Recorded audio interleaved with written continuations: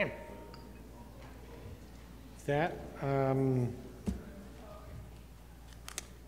there any members of the public here with questions?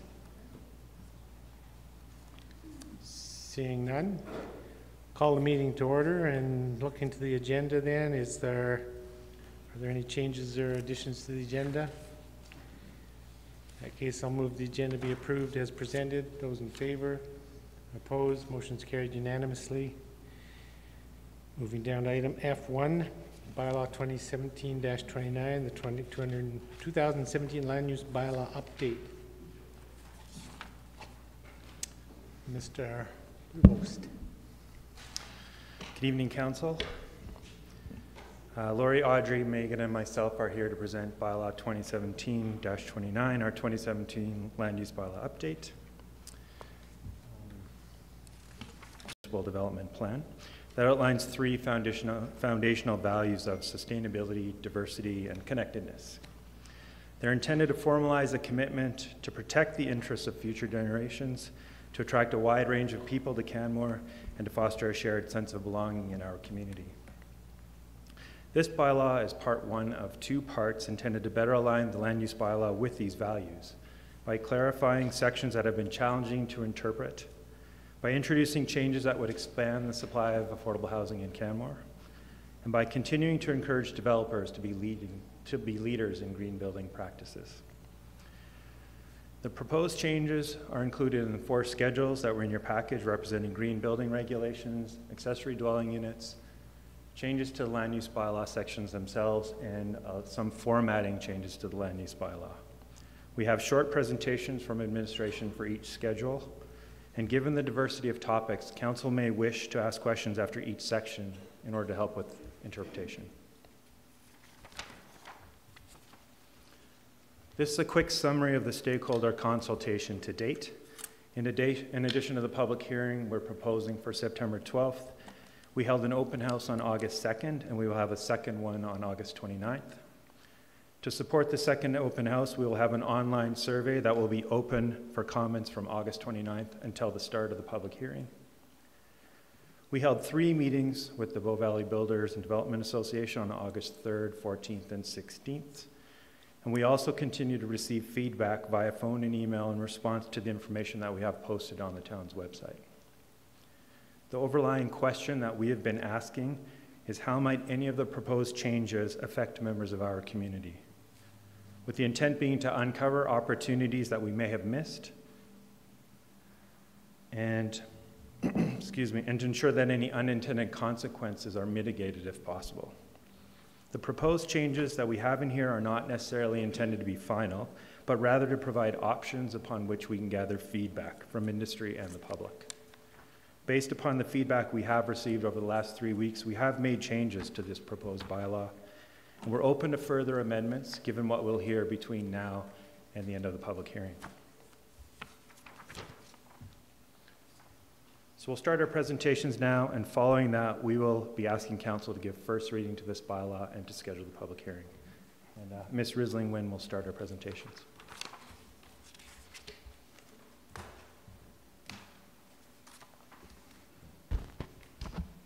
Good evening, Mayor Borman, members of Council. So I will be leading the walk through the schedules that are part of the proposed bylaw amendment, starting with Schedule A, which is the green building regulations. So I just want to give you a bit of background on why we felt it was necessary to make some amendments to this section of the bylaw, and also to recap that we do currently have green building regulations in the land use bylaw.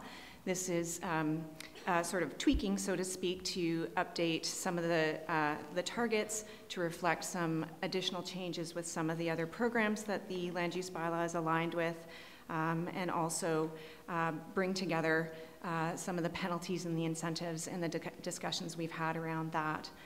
So with respect to the municipal development plan, the community has expressed a desire to be a leader in green building and development. And the vision is that all new buildings would meet minimum standards for green buildings and also offer incentives for developments and exceed those minimum standards. So we also, as I mentioned, would like to make some updates to the Land Use Bylaw Section 7 to reflect some changes with other programs and codes. So the existing Land Use Bylaw is tied to EnerGuide's program, and they have recently made some changes to their version, and our existing targets are no longer relevant, so it's necessary to update it from that perspective. Also, the Alberta Building Code has added a new section as of last November on energy efficiency, so we want to make sure the Land Use Bylaw takes this into account as well. So beginning with the target, so I'm just going to highlight some of the changes that are in the existing Section 7. So with respect to the target for small-scale residential developments, the existing target is based on the gross floor area of a home. And as I said, those scores are no longer part of EnerGuide's program. They've changed their program to be based on a consumption scale. So in the past, where a higher score meant that you were doing better, now you actually want to see a lower score. So the lower the score, the better the house performs in terms of energy consumption and efficiency. So we needed to update the target from that perspective, and we're suggesting that a target of 10% less than the reference house be used. So I've given you an example of a typical score from a house that NRCan has evaluated. The reference house was set at 159. A 10% improvement over that would be a score of 143. So with respect to incentives, you'll see that the old or the existing land use bylaw suggests that 10% of the performance bond would be dispersed if you achieved the enhanced score, and the enhanced score would be the 78, 79, 80, or 82. So you would get 10% of a performance bond for achieving that. I've given an example of what that would look like for a $750,000 home. Under the proposed amendment, we've decided to ladder that up. So you would receive a 10% performance security if you achieved 11 to 20% better than the target. 21 to 30% would get you 20% of the performance security, and then 31 to 40% would get you 30% of that performance security. Do you mind if we just jump in with questions during the Sure. So on that incentive, I'm trying to really understand it. So the performance bond is something that's it's cash, or it's money that's right. Released by the developer or builder, and the town holds it or something.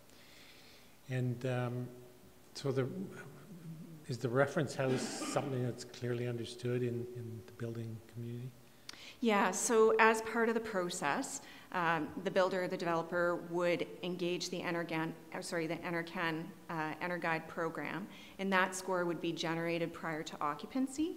And so it would show the reference house on the score as it did in the example, and then it would show what that development achieved. Okay. So that's a requirement at occupancy, and our builders and developers are already doing that. And so the incentive, if you just hit the initial intent, you get your bond back? You wouldn't even pay the bond out, actually. So we would only apply it if... It would be released? Yeah. But if you hit those higher targets, then you actually get funding, you get money from the town? Yes.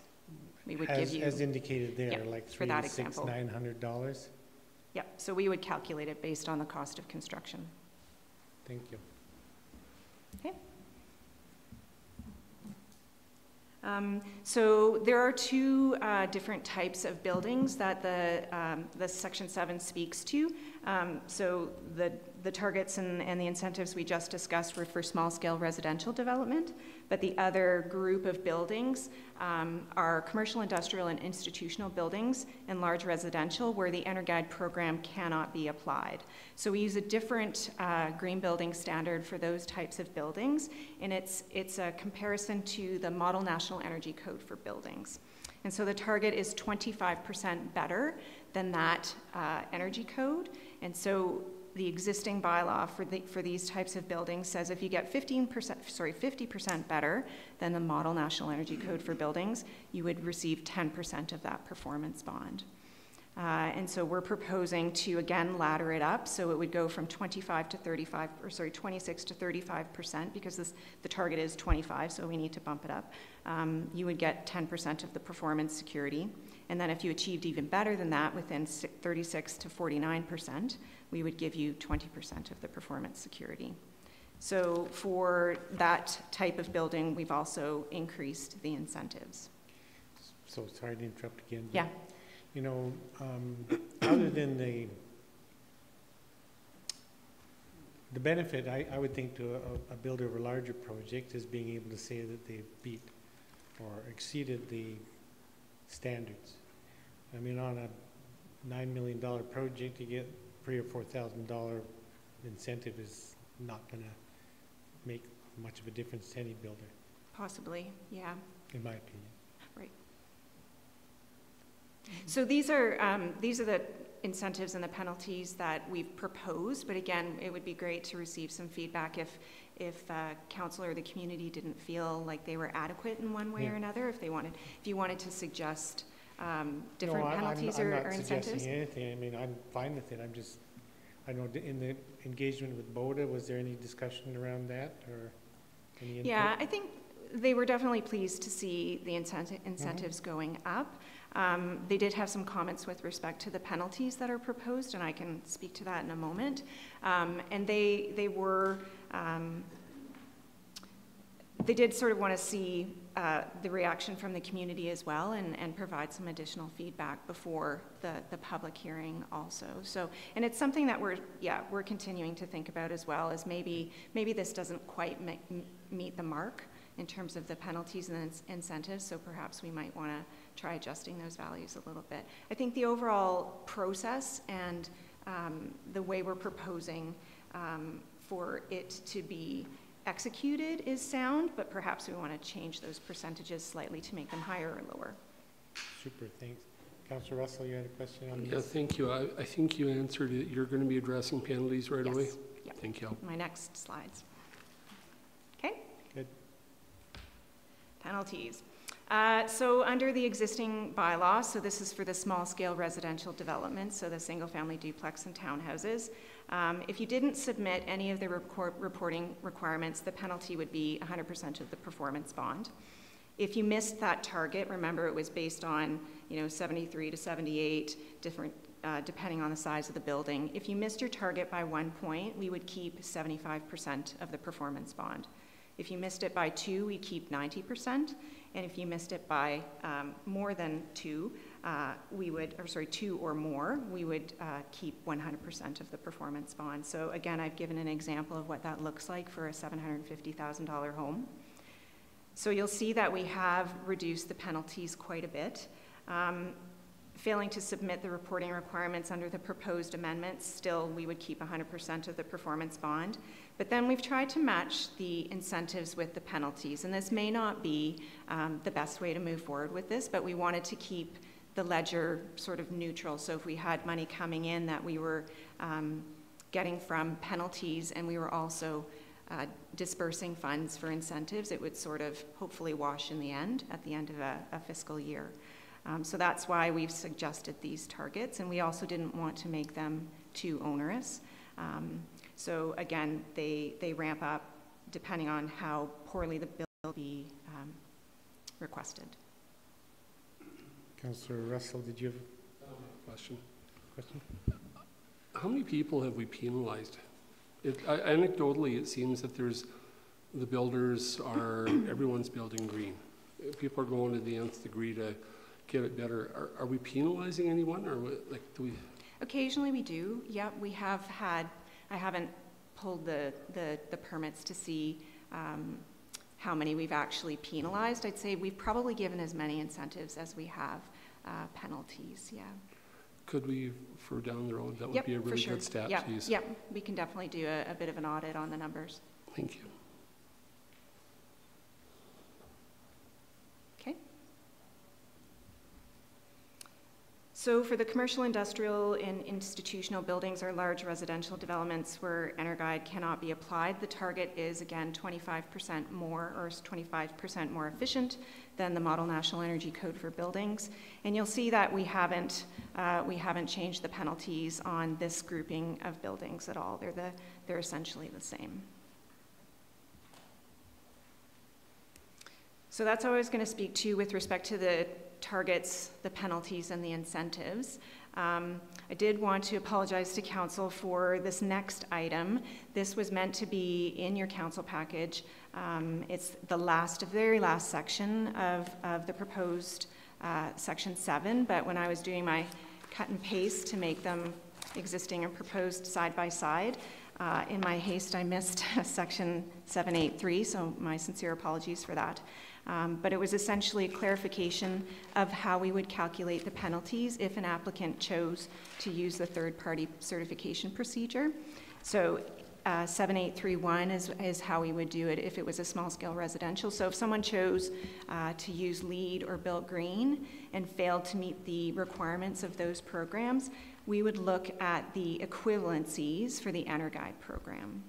And then similarly for the other type of buildings that were using the third-party certification rather than the EE4 modeling for the Model National Energy Code for buildings, again, we would look at some sort of equivalency so that we could apply the same type of penalty that if you chose that other route to compliance, we would have them be fair and comparable. So that piece, again, I apologize it wasn't in there, but it will be in the package before it goes on the website for the public hearing. And are there many third-party green building verification models? Typically, the most common that we see are LEED or Built Green, and there are a few developers in town that are Built Green certified builders. In my time here at the town of Canmore over the last 5 years, I haven't seen any applications coming in with LEED certification or pursuing LEED certification. So there's not many, but it is an option. It's just those two really then, isn't it? Well, no, we would accept other programs as well, and the land use bylaw does speak to that, but those are probably the most well-known. Thank you. So again, just to reiterate what hasn't changed, so our builders and developers are quite familiar with this section of the land use bylaw, and they're doing they're following the process currently. So they are still working with certified energy advisors or qualified professionals to help them do this modeling and produce the score. They do get blower door tests done prior to occupancy, and they do generate EnerGuide scores for small scale projects or use the EE4 modeling for larger projects. So really the changes were the targets to the small residential and then a little bit of a tweaking of the penalties and the incentives. Questions? I think you got your questions during the presentation. Great, thank you. Oh, there's one from Councilor McCallum. I just have a small one. So when you're speaking of a $750,000 home, you're actually speaking about a $750,000 build. Yes, so so we would use the cost of construction that comes on the building permit application. I just noticed that in the other slide when you're talking about commercial, you use the word project. Okay. Which sort of denoted that the project versus a home, so construction which is costs. Land, but it's not land, it's the build. Thank you very much. You're welcome.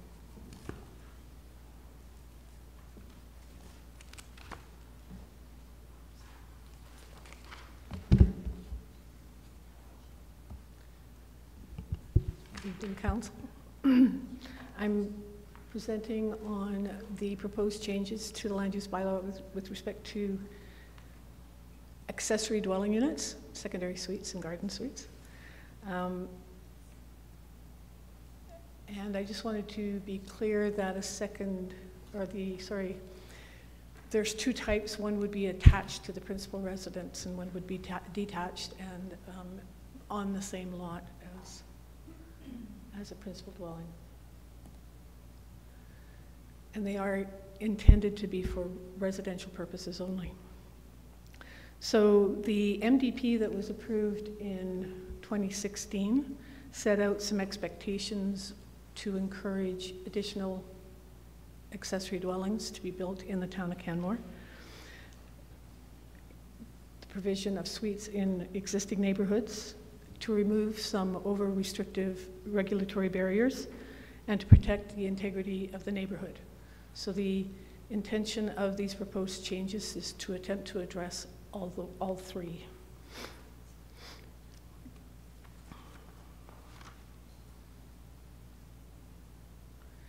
The structure of the changes in your council package and on the website for the public, there are, the first few pages describe the addition, include the addition of additional definitions and some changes to other definitions and deletion of some. The general regulations are being revised to address residential parking requirements for suites and to take the various regulations related to suites from different land use districts and to combine them into one location in the general regs.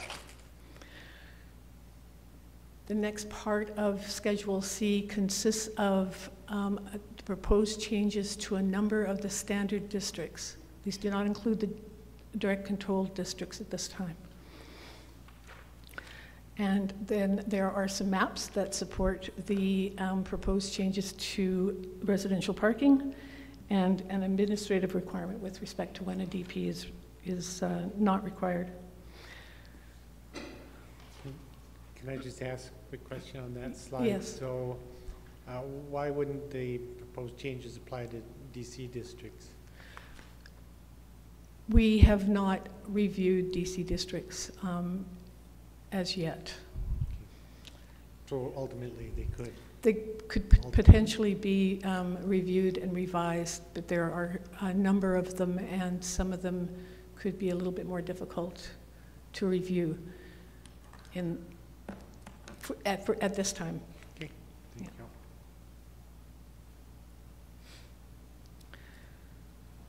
So with respect to the land use bylaw, the things that we can consider are related to when we would allow a use, how the MDP encourages getting around in Canmore, what the land use bylaw can do with respect to influencing neighborhood integrity around design controls, landscaping, and perhaps the size of the development, and the potential tools that we can use to apply to applications.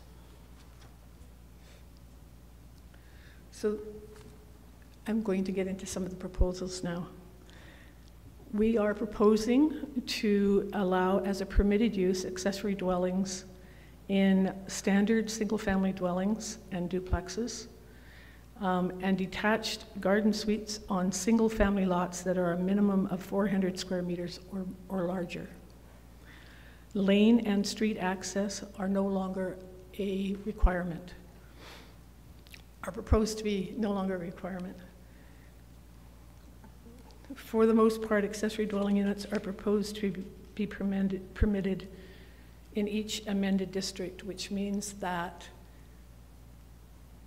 appeals, the use itself could not be appealed, but perhaps if there's a variance, that those could be appealed through a development permit. Design and suite regulatory items which were located in both the land use district as well as in the general regs have been removed and are located now in 4.5, the proposed 4.5. So you'll see those changes in each of the districts in your Schedule C. Councillor Russell, you had a question? Thank you. Yes. I'm sorry, it just took me a second to react to that one. So if you go back to unless there's a variance, the neighbors have no, the neighbors are on their own as far as objecting to a suite being developed, the accessory suite, be it inside or outside? So the use itself would not be, yes, could not be appealed. Other aspects of the development could be appealed, but we do have lots of bylaws that can be enforced as well. So I'm sure yeah. You're still compiling some of the data, but how's that being reacted to? we're getting mixed feedback so far. We're certainly looking for and expecting more over the next couple of weeks. There will be a survey as well on August 29th that should be available to the public at large, and we'll collate that information too. Thank you. So, yeah. Councillor McCallum has a question. Thank you, Your Worship. Thank you for your presentation so far, Ms. Rogers. So I just want to clarify some questions I have with regards to this proposal. So a suite that is within a dwelling unit would also have to, we're not only just saying with this proposal that you'd be able to have a suite, but it would also, they're not going to be willy-nilly all over town because the building code is going to apply. So in terms of fire separation, what is the laundry list of things that apply to a secondary suite that don't necessarily apply to a regular build? Yeah, no, that's correct. A building permit would still be required, and the safety codes would have to be met. And so safety codes in terms of? Fire separation, yeah.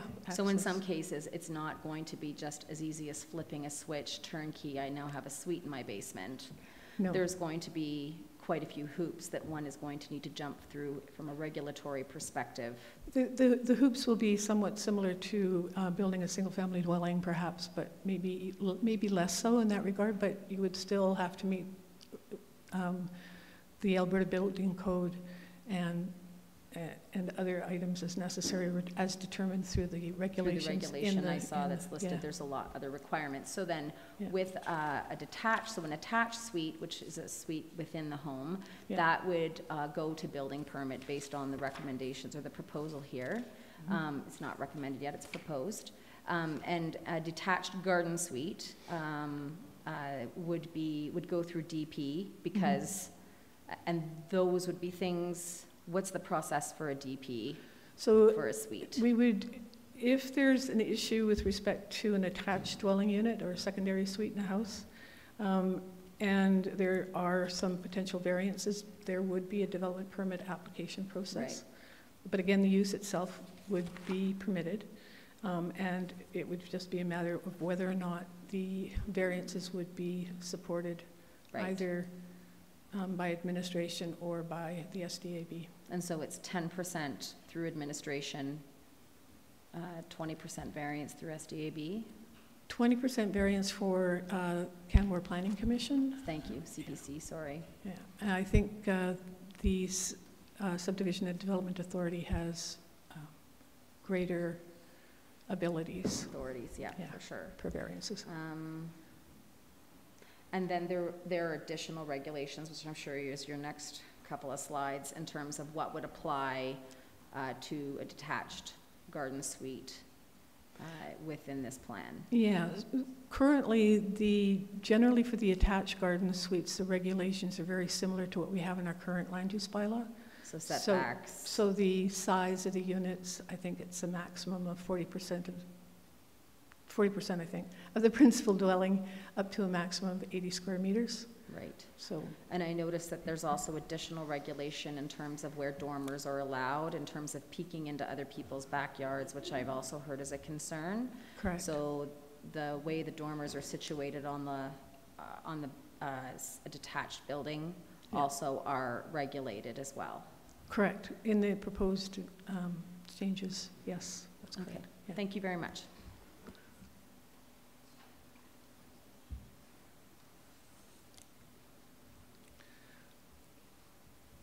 So the next big item is related to getting around, and we're proposing changes to the parking requirements and adding an expectation of the provision of 2 weather-protected bicycle parking stalls for each accessory dwelling unit.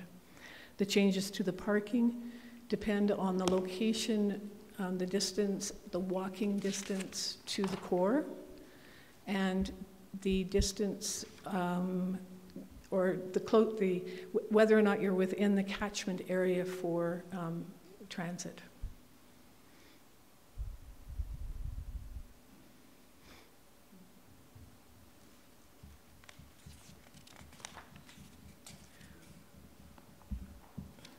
Councillor Russell? Just a question then on the parking. Someone moves into town, rents a suite downtown, they've come out here from Lower Saskatoon, where they've got a car, where do we put them if there's no requirement to add that any extra parking for that suite? So it's an excellent question. The parking requirements are somewhat future-oriented in some respects, but at the same time, there's a recognition that we do have a fair bit of parking in certain locations within the town of Canmore. A lot of single-family homes, for example, will have double garages and driveways and can have some significant room, and asking for an additional parking stall may in fact slow down the process of being able to get a secondary suite. We do have a population that tends to, especially the younger population, that tends to cycle and walk a fair bit. So these are options that are available. We're talking about a minimum requirement. There's the opportunity to still provide parking on site should a homeowner wish to do that. Thank you. Okay. Councillor Krauser, did you have a question on that? Yeah, just on that, just to clarify, the example being used by Councillor Russell, was that somebody traveling from out of town to come stay in an accessory? Somebody from Canmore, they come down here to find a job. Oh, I see. Okay. They come down here, they move all their worldly goods, now they got no place to park their car. I just was wondering if it was a permanent residence or a vacation use, because of course vacation use isn't allowed, so, or is proposed to not be allowed. Yeah.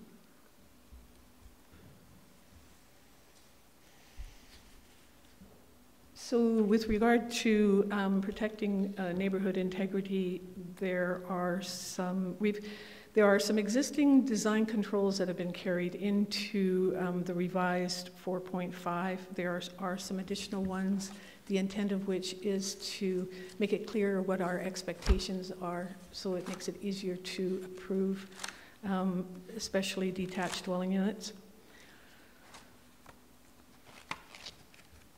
And there are some options that are being considered and need further scrutiny by both administration and by the public and the industry itself. So we're hoping to hear back on some of those design controls over the next couple of weeks as well.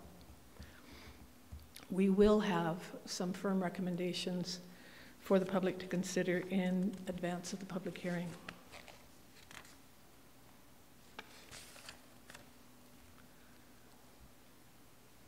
With respect to development permit, I think I've mentioned this already, they would not be required where there are no variances for an attached accessory dwelling unit, and they would be required still for a detached garden suite.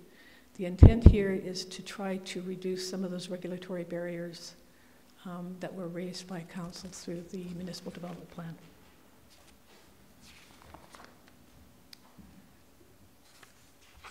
Questions? I have sort of a broad question on the whole initiative, which certainly does respond to discussions at council over the last several years. So, have you discussed or considered any sort of control that may be placed in the land use bylaw that would provide some certainty of use of the secondary suite as intended, and rather than as a short-term rental or something? So there's a specific clause in section 4.5 that clarifies that they cannot be used for visitor accommodation or tourist homes. There are other elements in the land use bylaw that ensure that it's meant to be residential, so it can be enforced through our bylaw enforcement. That hasn't stopped people to date. I was thinking more in terms of something that could be more readily enforced, and like a restrictive covenant or something, and just simply saying in the bylaw that you can't do that isn't stopping people. I will... You know, if there's a statutory declaration required, and I think we have to be careful any single-family home could be subject to the same tourist home use that we're seeing or abuse that we would be talking about with secondary suites. We don't want to put a restrictive barrier for an accessory dwelling unit that we wouldn't put on a single-family home that could be used illegally for tourist homes as well. I think we need a broader solution for the town that covers all eventualities. Okay, Mr. Fark, did you have something to add? Yeah, so what I would add to that is, as Ms. Rogers indicates, the existing bylaw indicates what is a permitted use and what is not a permitted use. So there are already enforcement mechanisms available which we are making use of currently. The reality is that a restricted covenant or other legal mechanism is of no added value unless there is enforcement that is taking place. And in which case, if you are doing enforcement, we already have a mechanism available to us. So there isn't a requirement or a benefit to an additional legal instrument that would add cost and bureaucracy to the process. What is simply required is the intent to enforce. Great, thank you both. Councillor Seeley. Thank you, Your Worship. Ms. Rogers, have you, looking through this accessory suites and everything else, in other communities they put restrictions on, like you can build every other house. Has there been any thought about that, or is it just let's see where it goes and amend it as we need to? I like the idea of amending it as we need to if that is an issue. Right now we want to encourage secondary suites, and that kind of limitation also becomes a bit of a bureaucratic thing as well, because it requires some challenges that may slow down the process. Okay. Yeah. Thank you. Councillor McCallum. I just wanted to clarify a piece, maybe that, Ms. Rogers, we want to encourage secondary suites, but we want to encourage safe, legal secondary suites. Correct. That adhere to whatever bylaw council does and does not approve, correct? Absolutely. Thank you. Yes. Yeah. Are there other questions in from Ms. Rogers? Councillor Cresswood.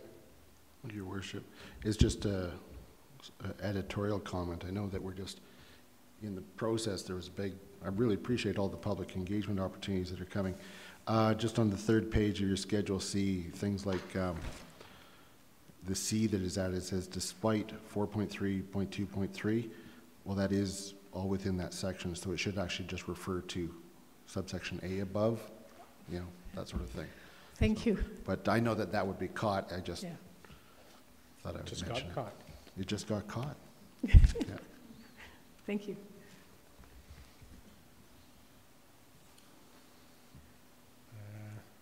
Schedule D, I'm guessing.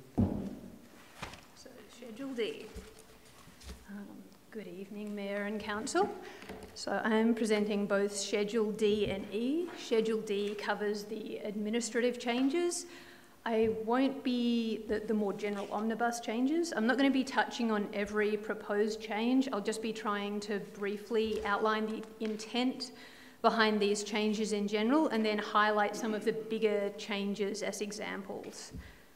So looking through, in general, I tried to group the intent behind the changes as coming down to sort of clarity, ensuring the existing regulations are easy to understand, making sure there's consistency in the terms that are used, transparency, adding regulations to make our existing practice explicit. So if there are things we were requiring of people when they apply for something, those regulations should be in the land use bylaw. It shouldn't be something they find out about after the fact. We're looking to avoid unnecessary duplication. Also looking to sort of correct errors, increase the accuracy of the land use bylaw. As we work with the document over the years, sometimes we notice things that can be fixed, should be fixed. And also looking to strengthen and improve the document. Sometimes we discover areas where regulations aren't achieving what they're intended to, or where another document has been updated and the land use bylaw needs to be updated to match it. And sometimes we get suggestions for amendments from the public. So that's generally how the intent of these changes is grouped. So when you're looking at clarity, ensuring the existing regulations are easy to understand, An example of this is in our parking and loading table. We did have all of the parking in the table, then the loading regulations just listed underneath as separate regulations. Even some of us hadn't realised that they were separate like that, so now they're all in one table, easy to see. Likewise, the residential parking requirements were just listed as separate regulations, and now they've been moved all into a table, so it's easier for people to read, both administration and applicants, to see what those requirements are. Clarity, making sure there's consistency with the way terms are used. So, for example, we were using both semi-detached dwelling and duplex within the bylaw. So now we've removed references to semi-detached dwelling, which was defined just as C duplex. And so now we just use the word duplex throughout the bylaw.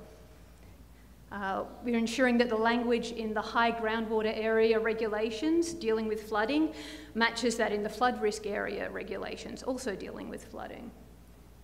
And another similar example is making sure the language in the home occupation section matches that in the bed and breakfast section. Considering dealing with the transparency of the regulations, making sure our existing practices are explicit. Things like, we have regulations dealing with double frontage lots. We've added in the regulations to cover, so that section now deals with corner and double frontage lots. This is our existing practice. Now we just have our regulations listed there to show what we would be doing in those circumstances if we're dealing with that type of lot.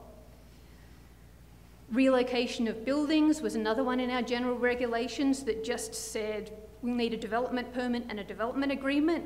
Now we have the considerations for both of those listed in regulation form. Another example for this is when it comes to light manufacturing operation, there's a few of those around. It's a defined use allowed in a lot of areas, but there were no parking requirements listed for that use within the parking table. So we inserted the parking requirements that are what we've been using anyway based on similar uses, but now they're listed clear and upfront for anyone who is looking to apply for a development with that kind of use.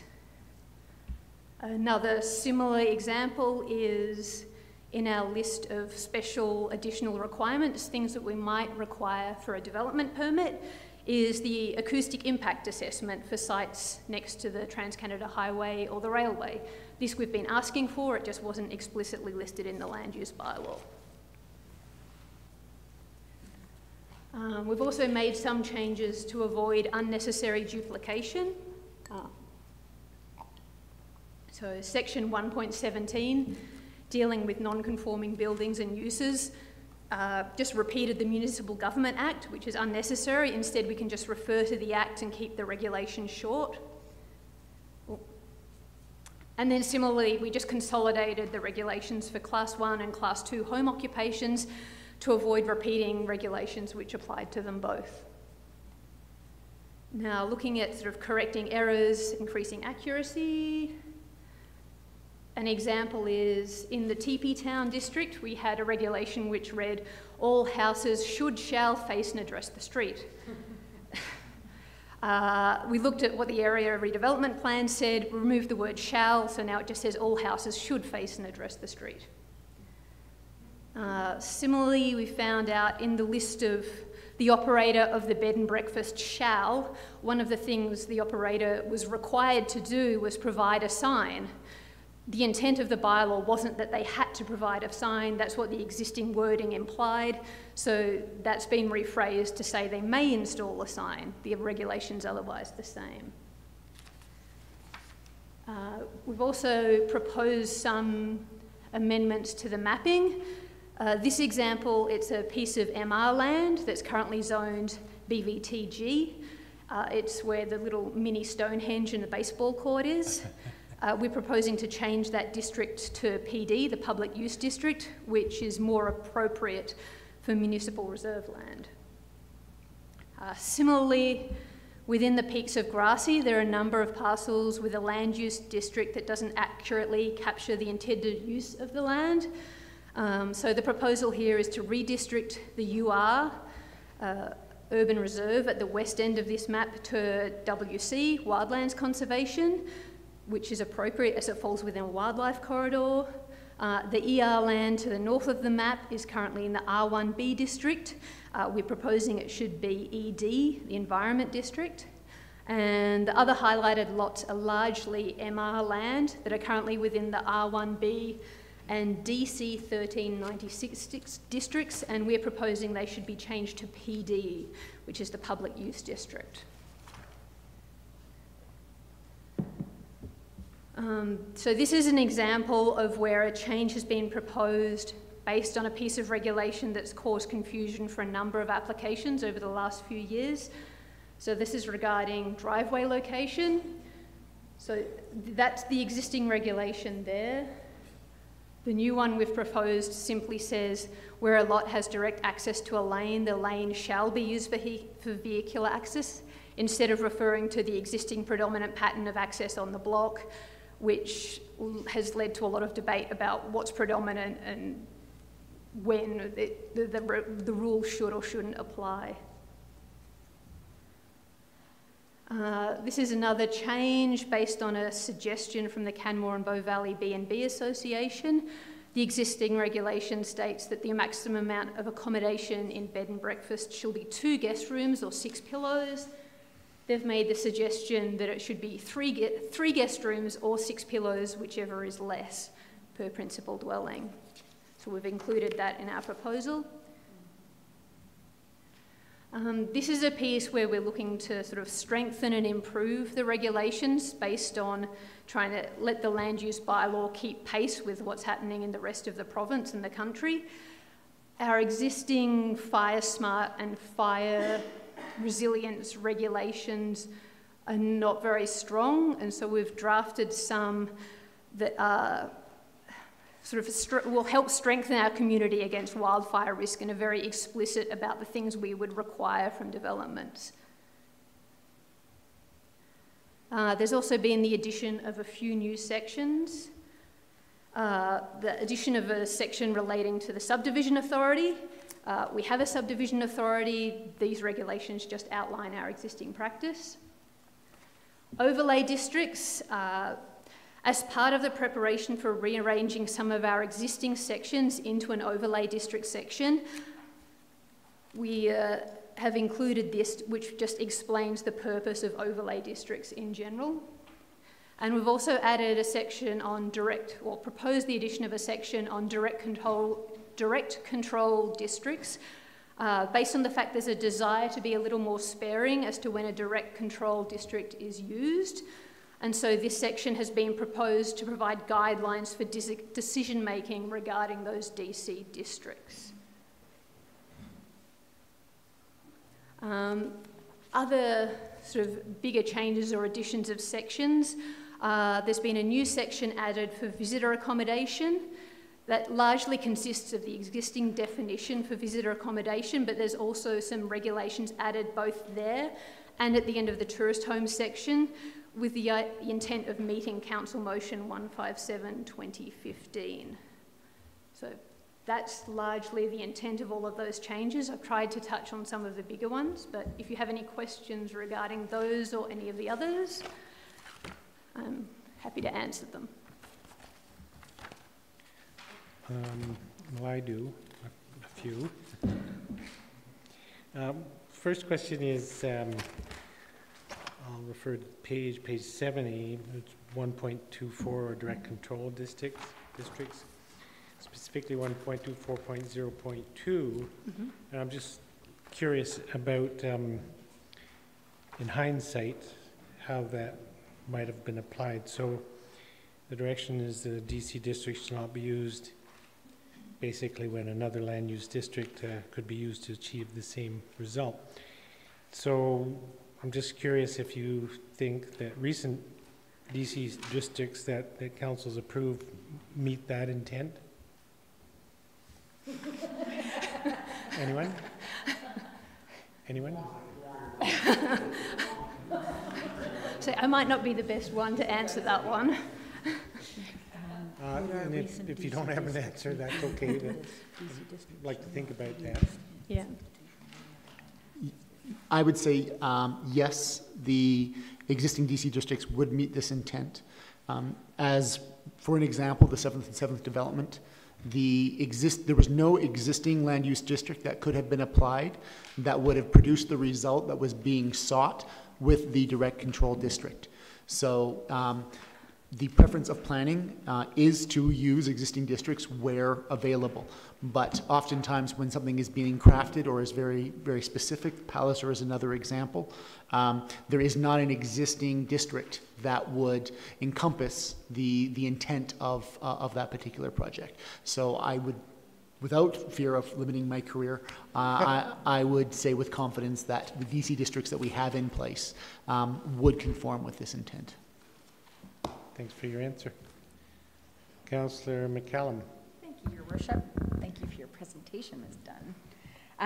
I just had a couple of questions, just some questions of clarification. So in 1.8.4, special additional requirements in terms of acoustical impact assessments, is that something that we required before, but it wasn't inserted into the land use bylaw? Yeah. And so what do we do with these impact statements? Further along within the general regulations, it sort of lays out what we require in terms of decibel levels, that kind of thing. So. All right, perfect, thanks. And in terms, I just want to understand why the mine manager's house got his own squash courts and the rest of us didn't within our land use district. But we will go and deal with that another day. CPR line. So 4.1.6.1 residential buildings and visitor comm adjacent to the CPR railway line shall be set back a minimum distance of 27.5 meters. Where are you? Sorry, where are you? That is, I don't have a page number on this printed, 4.1.6.1. 4.1.6 is headlined as CPR line. 4.1.6. Yep, okay. So is the intent of that this is how you're meant to build it this far away, but if you want to build it closer, then you have to employ some mitigation members to the satisfaction of the development authority, or no? I was going to say that 27.5 meters, that's an existing regulation. Okay. Yeah. So we're adding, if you don't want to be 27.5 meters away, then you need to employ some mitigation. For this piece, this is one of the sections where we've been having discussions with BODA about whether we need this additional regulation and whether it's not accurately captured further along when it comes to dealing with noise and vibration specifically. Okay. So that proposed regulation I will may make not a note to stand as take a is. peek as to what it says later. I noted that in 4.1.3.5, we talk about the fire separation requirements of the Alberta Building Code shall apply. But I'm curious as to why it's not anywhere else. Yeah, why that specifically, seems like the as if they great don't given. apply anywhere else. Yeah, no, it's, and that's a wording that I think it's specifically because we're talking about encroachment into the yard setbacks, where usually you wouldn't allow that big encroachment for a ramp, and so it's just. I'm just wondering if it might be something that's a bit more overarching as opposed to just specific to that section. Yeah, no, but very good point. Yes, I'm not a land use bylaw expert. Let's just jump around a bit, and there's other councillors. Okay, sorry. Councillor Sanford. Thank you, Your Worship. Thank you for your presentation. I had a question for you that you highlighted in your presentation about the parking or about the lane access. It's 4 point. Sorry, I got my screen split here because I was looking at something else. 4.1.0.1, and it is C. Where a lot has direct access to a lane, the lane shall be used for vehicular access. So when you say shall, that implies that it's the necessary route. Yeah. What does that do to the potential of that same property to be developed with a guest suite or a garden suite? If if you have to access your garage from the lane, is there any potential, or do you have to do it simultaneously, build a garden suite and your garage? Because your garden suite has to be on the back of the property, isn't that correct? Yeah, that's correct. So if if it's a necessary component to get to your garage from the lane, then that eliminates the garden suite potential? If I'm understanding your question correctly, the way that's written, so we do have the option to vary where that drive location comes from for defined public benefits. So in the instance of a garage suite, if it were in the form of affordable housing, we would take a look at varying where that comes from in the event that site constraints prevent both rear lane access and the garden suite. So if I decide I want to build a garage today and I live on a lane, I have to access that garage from the lane, but I haven't decided if I'm going to have a garden suite today. So if I decide in the future that I want a garden suite, I can't do that because I've already used the access up for my garage. Potentially, we would have to take a look at that second time frame when you were building the second suite, yes. But I can't build a suite there because I already built a garage there. If I'm following the bylaw here. I see what you mean. You're talking about a garage and a secondary suite, both ground level, both covering ground. The likelihood of that being possible, given the percentage of ground in which we're allowed to develop on, which is about 40% of the lot size, is very unlikely. So I don't think that's a condition we are going to run into. So you wouldn't be able to add a garden suite if you built a garage and a house without adding the garden suite on top of the garage? That's correct. I understand, because you'd be covering too much ground. Exactly. You'd be covering too much area on the lot. That's correct. The typical house with a garage off the lane covers 40% of the lot. That's very hard to build it any smaller than that. Okay, so you'd have to have the whole building plan together if you were going to do a garden suite and a garage. You'd have to do it all at once because... That would be the ideal, yes. Okay. All right, thank you. Yep. Could I just ask a question for clarification? Page 72, 2.35.4.6. 2.35.4.6. So the minimum front yard depth shall be as follows: in fronting onto Bow Valley Trail, to be characterized by street-oriented building design located no more than 1 meter from the property line.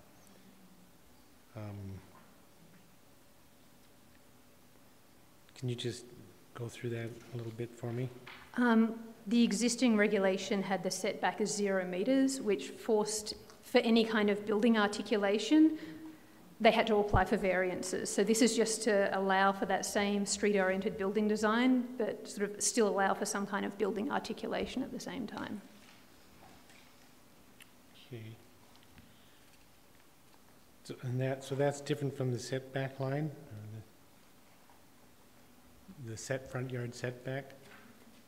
Okay, because yeah, the front yard, essentially the front yard setback in that Bow Valley Trail area was 0 metres. So the build to line was the property line. Oh, I thought it was 4 meters. Oh, okay. So now we're establishing it 1 meter rather than 0 meters. Yeah. Thanks. Councillor McCallum. Thank you, Your Worship. So I wanted to add on to Councillor Sanford's question with regards to rear lane access. So is that in the situation where we're looking at a single family home or a duplex, or does that apply to fourplexes, etc.? No, there's separate parking regulations that sort of... For fourplexes? That cover okay, because that would basically mean... Yeah. Yeah, okay, you knew what that would mean. I'll pass until I get more organized. So again, just a question for so I can envision what the intent is. 4.1.7, future road widening on Bow Valley Trail. 0.1.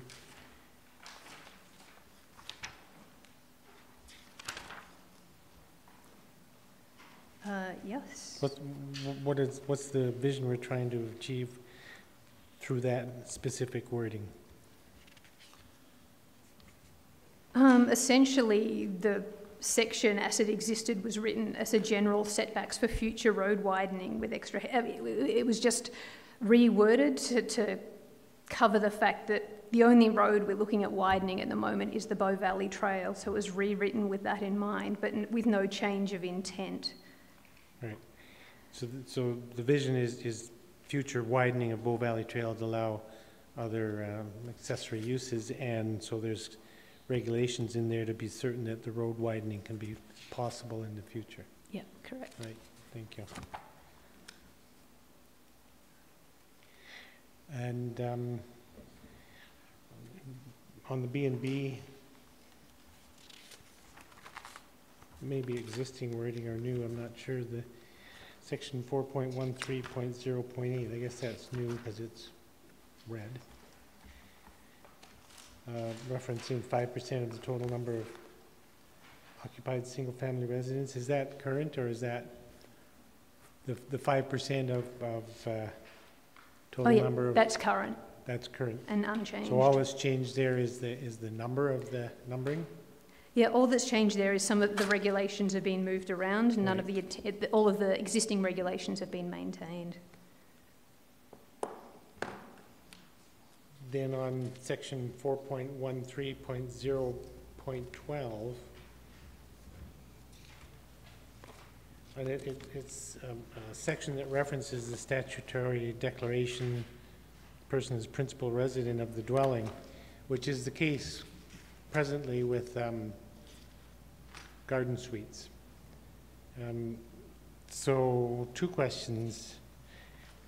When we say principal resident of the dwelling, do we mean that that's their primary residence, or just they're the only people, the only resident ever in that building? So if you're a Calgarian or somebody from out of town, you own the house and you just use it occasionally, can you say that you're the principal resident of the dwelling, even though it's not your primary residence? Yes, if you are still the principal resident and you wanted to sort of run the B&B when you were there, then you could sign to that effect. So the intent is that the principal resident is there all of the time? Yep, that's correct. That's the intent. And I would infer from that that that's also the intent on garden suite or what we're calling garden suites now. No? Okay. Okay. I shouldn't infer that.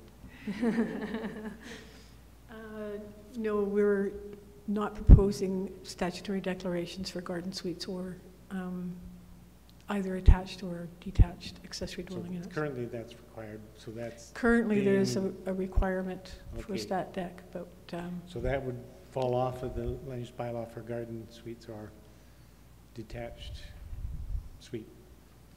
yeah, we're not proposing stat decs for those. Okay. But on the B&B, that stat deck would be required. Yep, that's the existing status, and we're Great. planning to continue it. Okay. My second question, I guess, is not as relevant, but I'm just had discussions with people here and in other places around about statutory declarations, and the question is how effective are they actually? I mean, in terms of enforcement.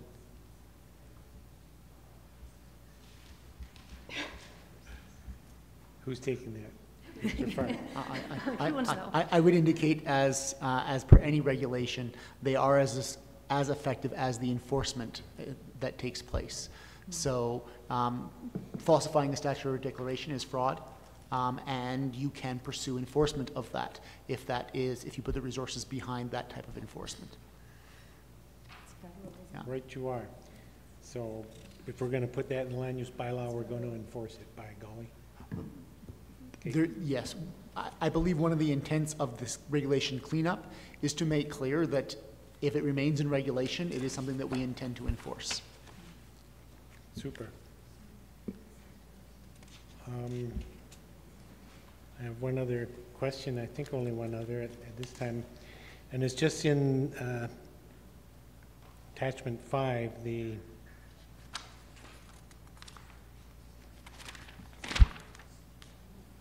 proposed numbering and the title of the various districts. And looking at 2.61, which is, so this is the very last page almost in that report. Huh? Isn't that part of section D? No? Schedule D, I mean? It's a Schedule D. Oh, E. Okay. Okay, I'll wait until we've talked about Schedule E. Thank you. I have no other questions. Anybody else with a question at this time? See none. Thanks. Oh, Councillor McCallum thought of one. So not done. Thank you, Your Worship. Just too keen. 4.13.0.8, bed and breakfast accommodation shall be limited to a maximum of 5%. Do we currently have a backlog of applications for home occupancy permits for bed and breakfasts, waiting for people to fall off the table and stop running their bed and breakfast? No, but there has been in the last couple of weeks a bit of an influx of applications for bed and breakfast. So we'll see what comes out of that in terms of, I can't imagine. Influx. Influx. Like 5? 30? Probably 5, maybe Okay. 5 or 6, I think, over the last 2 weeks, where we have got less than about 20 or 20 to 30 operating currently. 20 to 30 bed and breakfasts operating? With permits, with yeah. permits in town. Wow, Yeah. we're down to that. That's not much. Used to be 100 and something. I know. And then 4.13.0.12, back to what His Worship was speaking of. So the stat deck, if you break your stat deck, it's a federal offense, correct? Head up. It's criminal code. It's criminal code, but it is enforced provincially. So it is, okay. yes, yes. Okay. And so it says here, part of an application for development permit, the resident owner shall. So does that mean the resident owner of so you actually have to own the home to run a bed and breakfast? You couldn't rent the home to run a bed and breakfast? It's principal resident, so renters can run bed and breakfasts with the permission of the owner. Right. Okay, because that language seems to infer to me. Uh-oh, don't want to infer anything. Yeah, principal resident of the dwelling. Oh, the resident owner, yeah, no, you're right. Owner. Yeah. Just No, I can look at curious if rewording that, intentional whether or that's not. appropriate, yeah.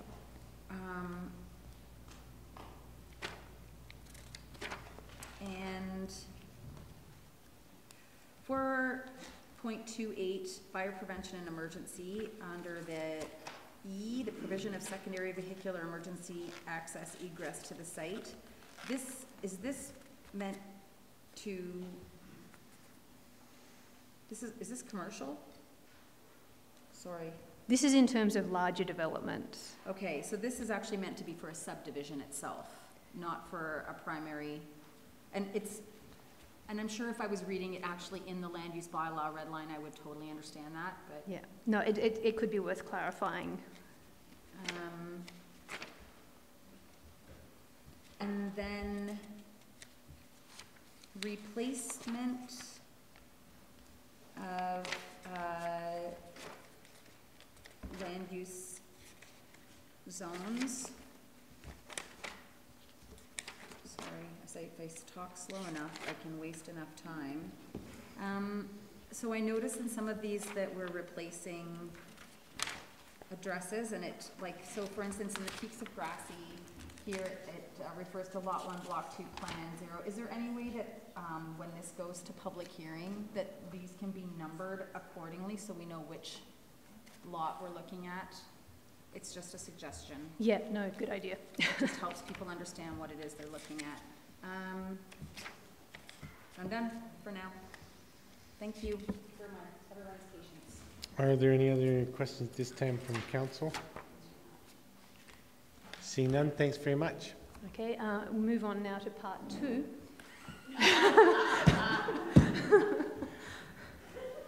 You mean Schedule E? Schedule E. Schedule E. Years. Which appears to be part of Schedule D in my agenda. This one's fairly straightforward. There's no new material. We're just looking to rearrange the land use bylaw so it's in a more logical order for both administration and applicants who are coming to it, so it makes a little more sense. And just numbering is being changed. So I'll quickly run through the main changes. So this is Section 1, the administration section of the land use bylaw as proposed by Schedule D. This is as it would be proposed in Schedule D. So there's the addition of the direct control district section and the overlay district section, and subdivision of land, which is currently a standalone section, would be incorporated within this section. Similarly, this is just a sort of a zoom in onto part of Section 2, the land use districts section. And if you look at the effect of the renumbering changes would be each type of land use would get its own section. So instead of having the little piece at the end of the residential land uses saying sections 2.23 to 2.29 are reserved for future residential districts, you can just keep numbering to your heart's content because commercial land use districts are section 3. And likewise, industrial land uses, section 4, and so on. One of the bigger changes, we're proposing the creation of an overlay district section. So any essentially sort of map or location-based regulations would get shifted into this overlay district section. So that's flood risk area, high groundwater area, the groundwater protection, airport vicinity protection area, and historic resources, instead of being scattered throughout the land use bylaw, would be in one section and numbered accordingly. Then the general regulations, this is as they would be currently, as proposed by Schedule D. So there'd be a visitor accommodation section added. There's a section on environmental protection and applicability at the end there. The sections highlighted in blue are related to a type of use. They're use-specific regulations. So we're proposing pulling out those use-specific regulations, putting them into their own section, so they're easier to find instead of being, again, sprinkled throughout the general regulations, and then reordering both the general regulations and the use-specific regulations. So it's, if you were looking to apply for some sort of development, you'd look at the general regulations, and in general, the sections are ordered so as you were looking to develop a site, things are ordered in the order that you would expect to want to do them. So those are the main changes, and other renumbering as needed as a result.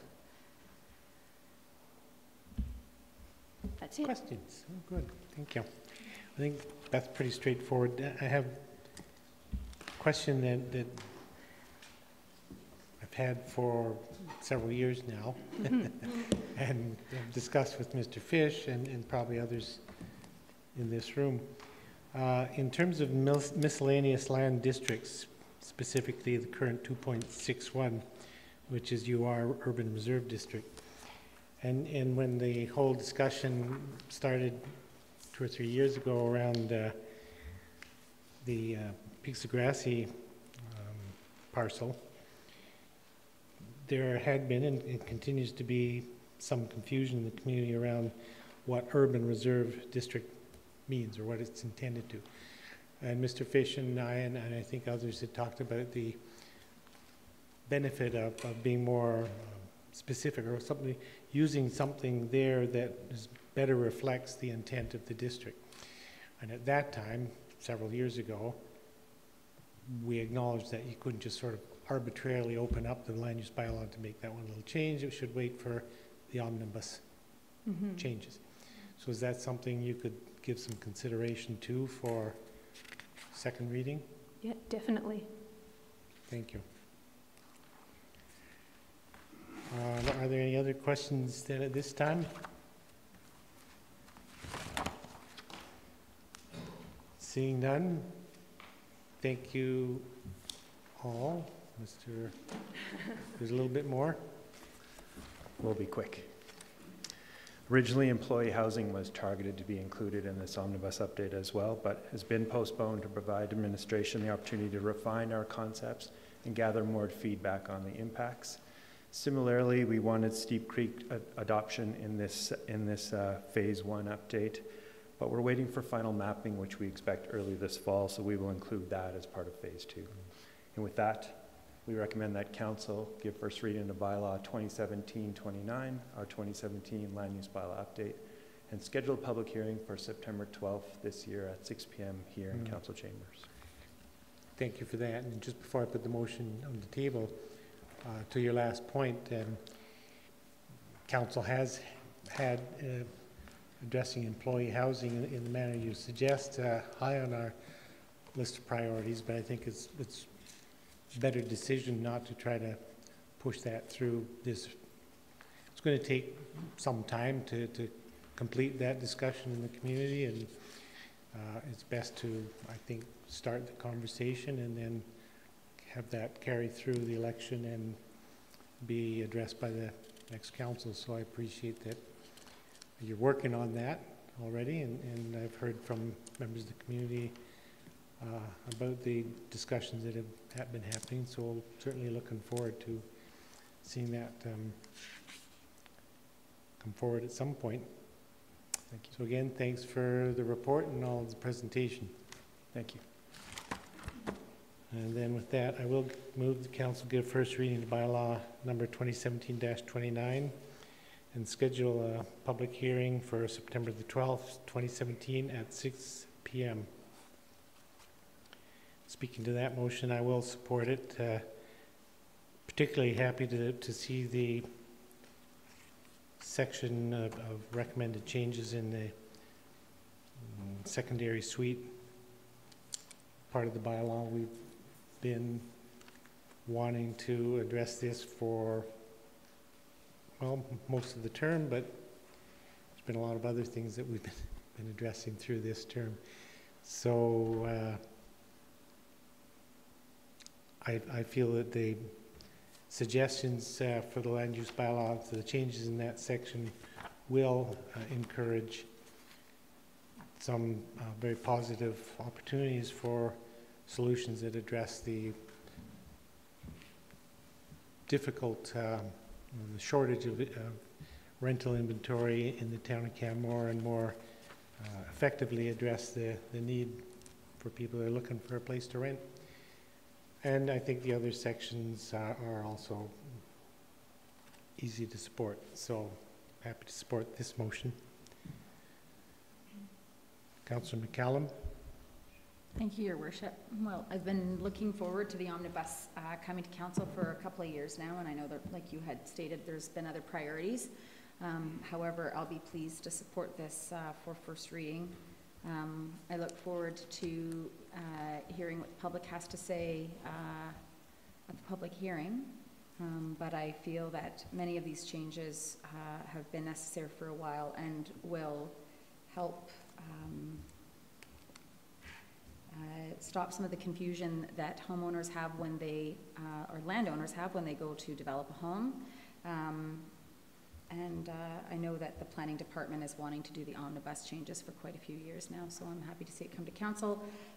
I'm also happy to see the secondary suite regulation come forward, and I'll be interested to see how we can massage that into the future to make it really great for neighborhoods and to provide some gentle density in our community. Further discussion on the motion? Seeing none, I'll call the question. Those in favor? Opposed? Motion's carried unanimously. Moving on to item G1, the development permit for 49-unit multifamily perpetual affordable housing development at 17th Street and 11th Avenue, the old Daycare lands. Mr. Prevost.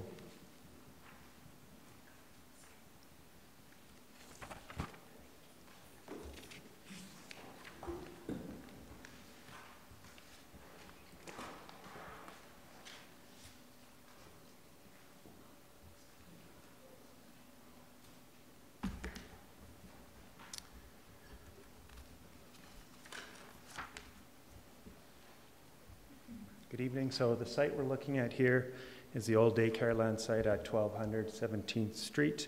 It's comprised of just under 1 hectare of land adjacent to the large outdoor skating rink. To the east of the site is the Woodlands multifamily complex. To the west, the large skating rink and some park space. And to the south is an existing single-family residential neighborhood. The proposed development is a 49-unit perpetually affordable housing project broken up into 3 sections. In the top right, along 11th Avenue are 17 Juniper townhomes, these 3 buildings here. At the corner, this building here and this little one here are 8 Willow townhomes, and then along the south face, along 17th Street, are 24 units, stacked townhomes called the Larch buildings. All the buildings are 2 stories in height. Every unit includes off-street parking, private outdoor amenity space, and secure bicycle parking. Land use district is the old Daycare land's direct control with a purpose to provide comprehensively designed, perpetually affordable housing development. The perpetual affordable housing itself is the permitted use, and the townhouses and stacked townhome built form proposed for this site are discretionary use. At 49 units, the density meets the target of between 30 and 50 units on the site. This is a perspective looking south down 11th Avenue. On the right, you have the Willow townhomes. On the left, you have the Willow Park multifamily development that's existing. This is a front elevation of the Juniper townhouses. There's 17 of them. All of the buildings in this entire development use a similar mixture of materials that will represent the Mountain Village architectural style promoted in the town's guidelines. A cultured stone base is utilized to ground the building. There are different forms of cement board, both vertical panel and horizontal siding, which gives it both an upscale feel but adds to the long-term durability and reduced maintenance costs for this development. And then wood timber posts and wooden privacy separations are used as accent pieces and to indicate where the entrances are to the buildings. These Juniper units have on-site surface parking that is accessed by a front driveway. Just at the corner of 17th and 11th, these are the 8 Willow townhouses, very similar in style, same architectural detailing. But in this case, they have front driveways with tandem garages. So that means cars parked one in front of the other.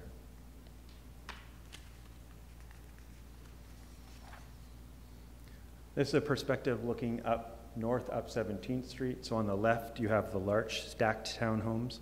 On the right would be the houses, the single-family houses of the existing established neighborhood. Front elevation, sorry, no, wrong way.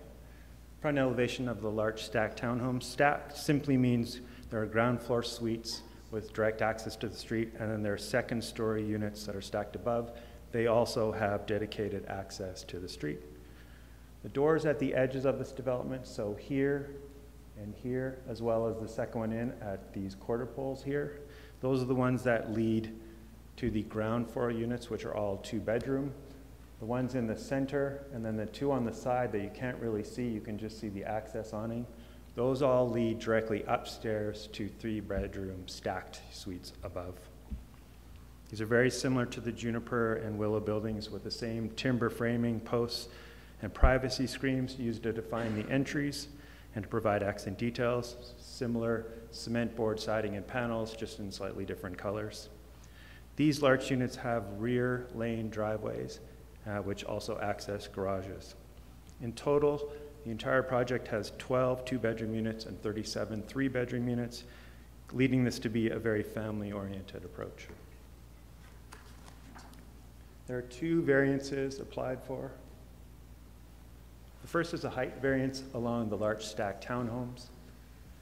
The variance is for 0.8 meter increase to the height of the secondary roof line of the Larch units, and that represents a 9.4% variance to the permitted height.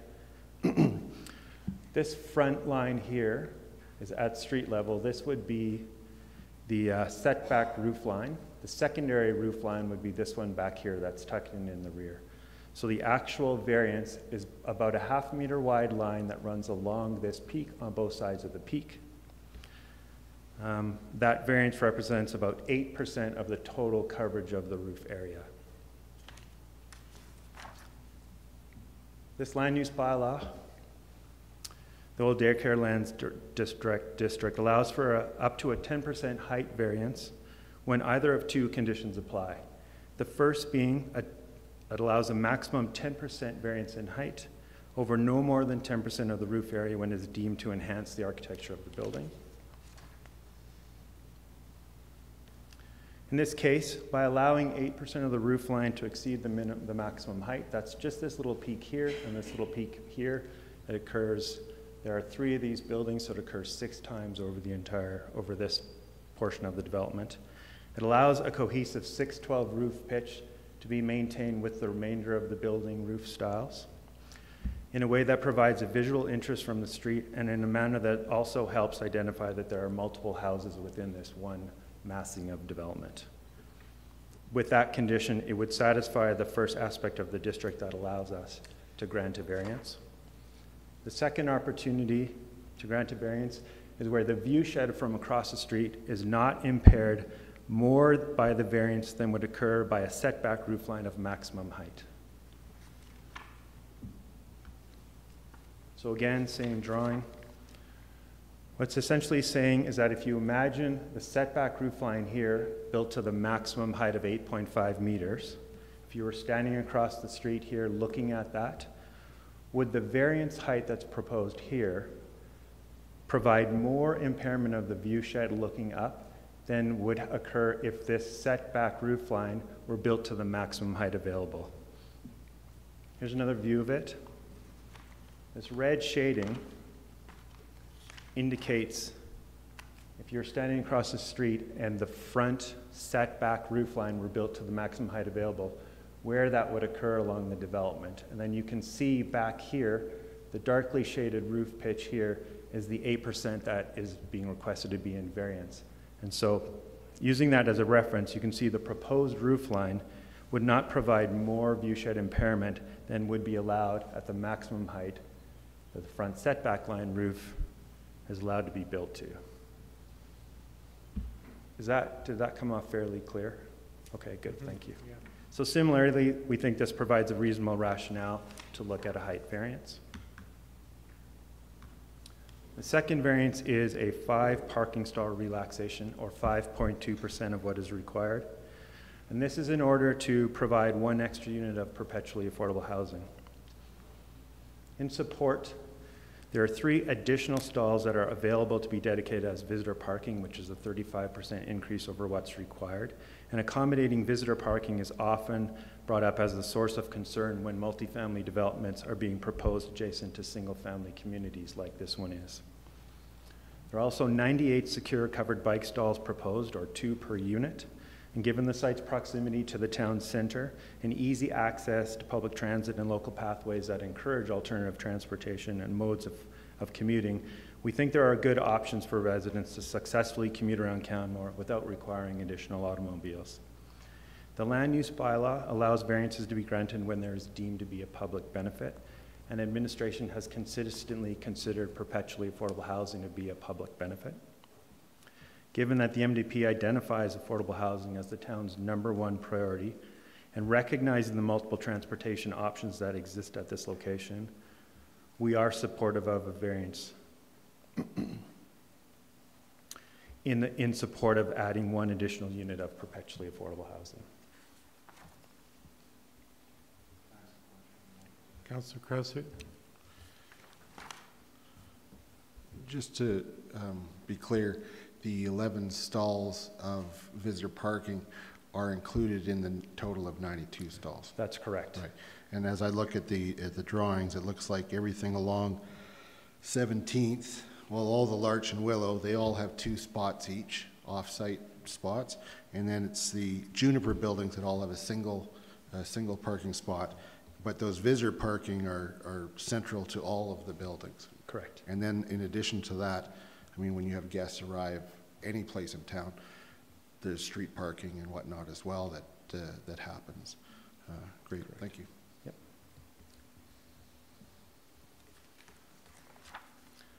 We believe this proposal brings much-needed perpetually affordable housing to Canmore and uses an architectural style that respects the town's design guidelines and is sensitive to the existing surrounding community uses. For these reasons, we recommend that Council approve DP 2017-126, subject to the conditions set out in Schedule A. Thank you. Any questions? Councillor Sanford. Thank you, Your Worship. Thank you for your presentation. Just going back to the view shed discussion that you were describing, I thought I heard you say if the frontage was built to the maximum, or the height variant, but the height is actually at the maximum, is it, on the front, or if it was? If it were to be, that's how it gets calculated. So is it not? It's not. The front setback roof is not built to the maximum. Oh, it isn't. Okay. Correct. But it is within the range of the view shed. So it's actually... It is, yes. Or is it just the peak? Like the drawing just... If you go back to that view shed... Sure thing. It's... Yeah, so this is drawn below the maximum view shed. Were it to be built to the... I see what you're saying, this point here. Yeah. It's hard to tell. It's just slightly below the maximum height line. So it actually, the front part of that building is below the maximum height, and so the back part is slightly above? Correct, yeah. Okay. And you can see exactly the part is just a little bit of the peak that extends all the way back. Okay. Yep. I just assumed that the front was built to the maximum, but it isn't, so it's slightly lower. And certainly I wasn't clear on that. Okay, all right. Just from the way it's colored, I just wasn't clear, but thank you. Are there other questions from members of council at this time? Councillor McCallum. Thank you, Your Worship. Thank you, Mr. Post. Could you go back to the parking slide, please? Yeah. So the visitor parking that's required is 8 stalls, and that's in addition. So what is the resident parking? I'll show you from this broader drawing.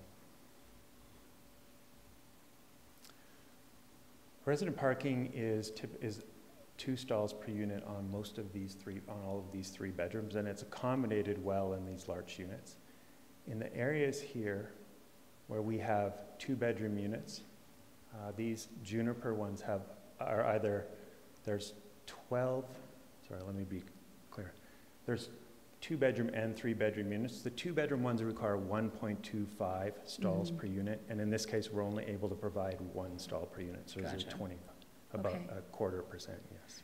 So we're really looking at spreading the reduction of 5 stalls over 49 units. Correct. Perfect.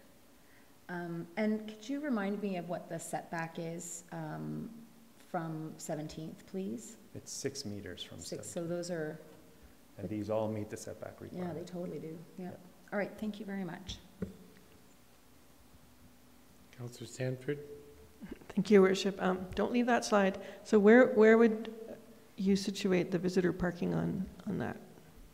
The additional visitor parking? Yeah, the 11. It's all in the same row here. So that's where 11 spots are going? Correct, right there? Yeah. And you mentioned something about tandem parking. Where was being tandem parking? These Willow units here have underground tandem parking. You can see the entry there, and then it extends all the way to the back of the building, so you can put 2 cars all the way deep in there. 1 car behind the other. Okay, and that's 3 units that have tandem parking? 8 units. 8 units. There's 3 here and 5 along here. These are all this similar built form. Okay. Underground parking. Okay, thank you. Sorry, it's actually ground floor parking. Okay. And then it's under the building parking, you mean? It's under a portion of the, it's a 2-story unit, so under that section, there would just be parking, and above it would be living space. So it's on grade? It's on grade parking, yes. And then above there? Yep, but not the entire width of the unit. About half the unit is the garage, the other half is ground floor living space, and then the entire top floor, 2nd story, is all living space. Okay, thank you. Councillor... Shut down. Councillor Krausert. Your Worship, just to expand on that, maybe I'm reading it wrong, but isn't there also tandem parking within the large buildings? I don't have a drawing here of the. I'm just looking at it shows really well on it's on page 141 of our agenda package. It's actually the plan for plants and whatnot, but it shows all the parking spots.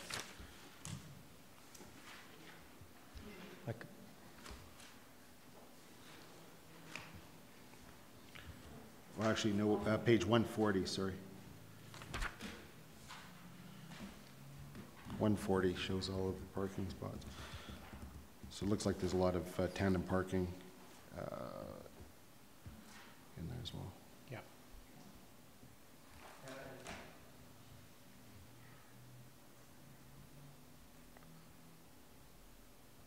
don't know if you can see that very well. You can zoom in with that. You can zoom in. There's a zoom button there. Zoom. Zoom.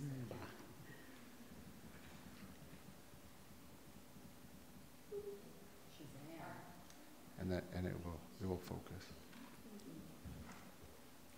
There we go. Whoop. There. Good. Correct, and I should have been clear in how I was distinguishing this. So these cars that you see here are in parking stalls in the building. These are driveway tandem parking. So right. You can have one car covered, protected, one car. Yeah, so like one in the garage and then one in the driveway. One in the driveway, exactly, yeah.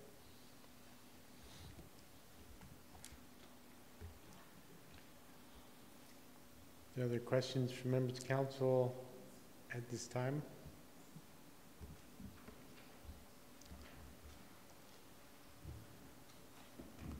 Councillor Sanford? Thank you, Your Worship. Since you have the parking map up, where would the bicycle parking, the 98 units? In all of the units that have garages, they would be in the garage units. For these Juniper buildings here, they have outdoor secure storage attached to the rear of the building. Oh, so that's what that Little sections. gray area is? Okay. Thank you. Are there other questions at this time?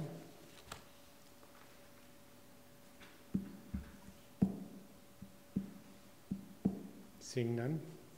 Thank you very much for your presentation. Thank you.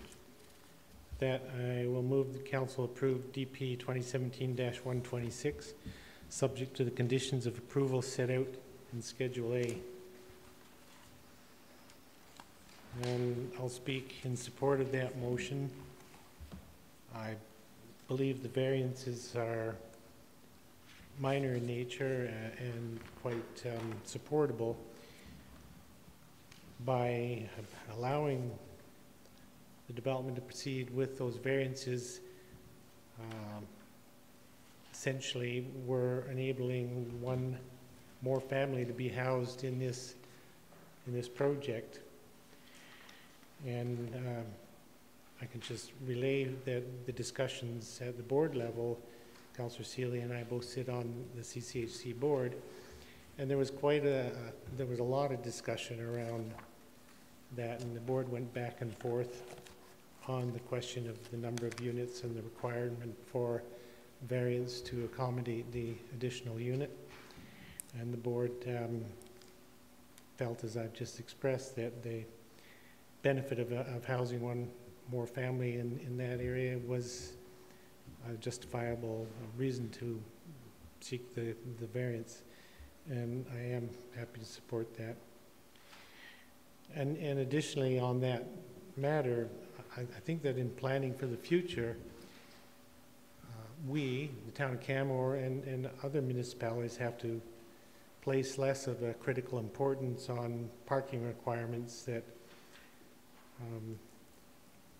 generally reflect planning think from the last several decades. I mean, we've planned communities around the personal automobile for decades, and I think in the near future that's going to be far less of a factor in living in communities. I don't think we're going to see so many people with so many vehicles.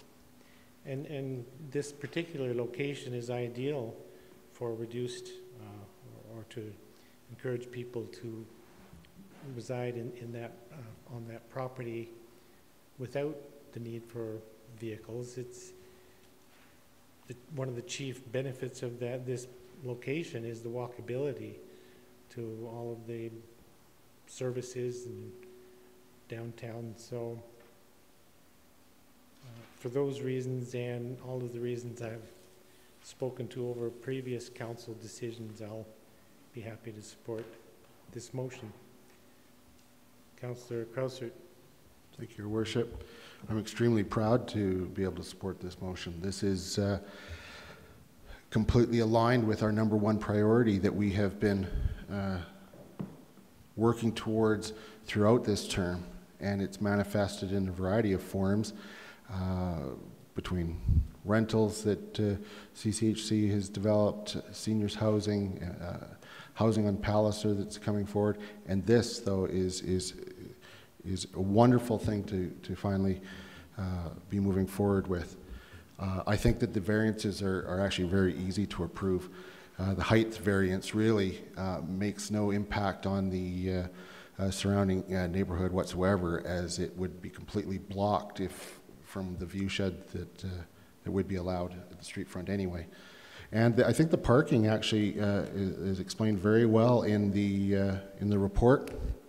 I like that fact that the visitor parking is central to the entire development, and that further up on 11th there is some on-street parking. Along the 17th there will be guests undoubtedly parking there, just like there currently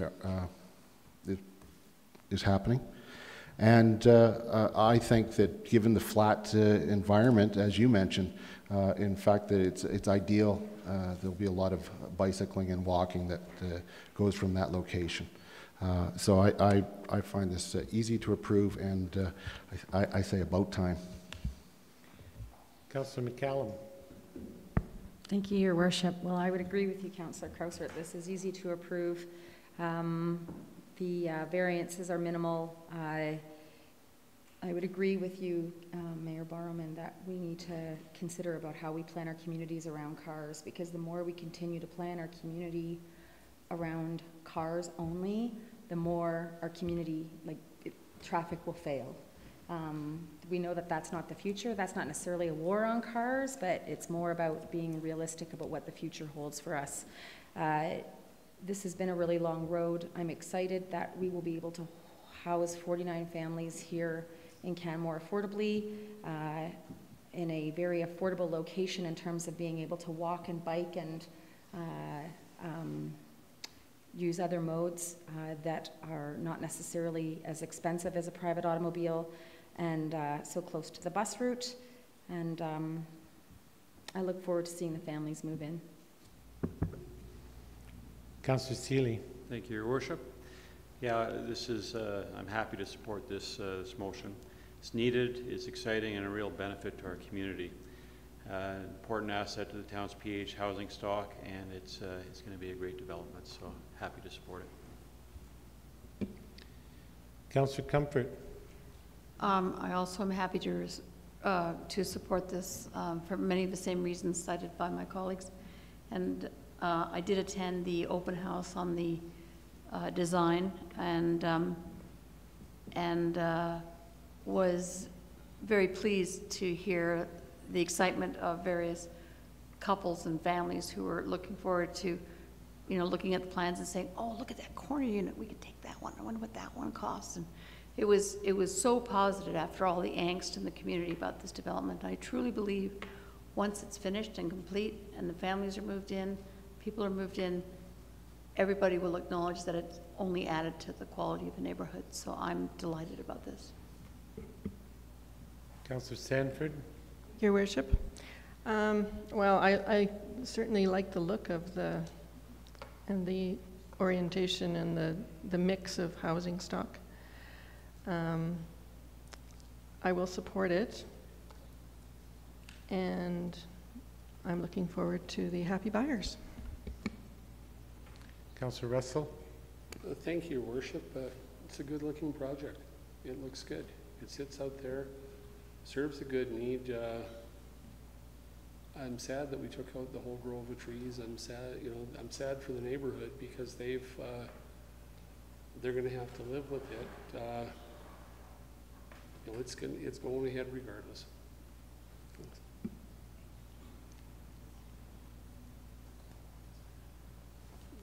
If there's no further discussion on the motion, I'll call the question. Those in favor? Opposed? Motion carried with Councillor Russell in opposition.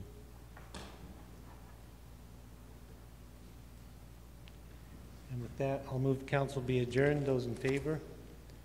Opposed? Meeting's adjourned.